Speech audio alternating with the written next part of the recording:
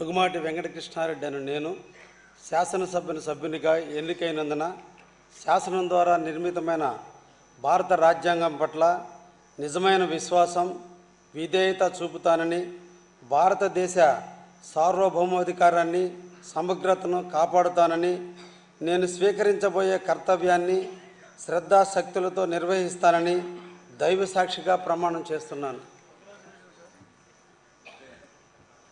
ఆంధ్రప్రదేశ్ శాసనసభ సభ్యుడినైన దగుమాటి వెంకటకృష్ణారెడ్డి అని నేను సభా నియమాలకు కట్టుబడి ఉంటానని, వాటిని అనుసరిస్తానని, సభా మర్యాదలను పాటిస్తానని, సాంప్రదాయాలను గౌరవిస్తానని దైవ సాక్షిగా ప్రమాణం చేస్తున్నాను. శ్రీ వెంకట ప్రసాద్ కందికుంట.